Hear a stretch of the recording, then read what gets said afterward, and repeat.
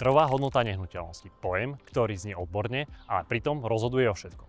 Trhová hodnota je v skutočnosti jeden z najdôležitejších faktorov, ktorý rozhoduje o úspešnosti predaja. Ovplyvňuje, či predáte rýchlo, výhodne alebo budete musieť čakať dlhé mesiace bez výsledku. Je to reálna cena, ktorú je niekto ochotný zaplatiť tu a teraz za vašu konkrétnu nehnuteľnosť. A to určuje trh, dopyt, konkurencia a to, ako nehnuteľnosť predávate.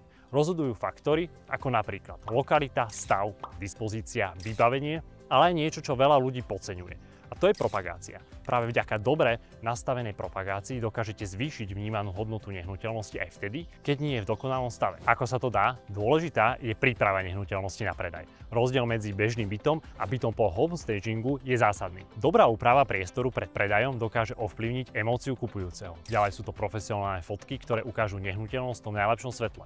3D obliadka, vďaka ktorej si záujemca urobí detailný dojem z pohodlia domova. A cielená reklama, ktorá osloví reálnych záujemcov. Takto sa dnes predávajú nehnuteľnosti úspešne. Nie chaoticky, ale premyslenie. Nie za minimum, ale za maximum, ktoré ponúka trh. Správne nastavený predaj môže rozhodnúť o tom, či predáte rýchlo, za dobrú cenu a bez zbytočného stresu, alebo nie. Ak chcete vedieť, ako z vašej nehnuteľnosti dostať maximum, sledujte nás pre ďalšie realitné tipy alebo nás kontaktujte.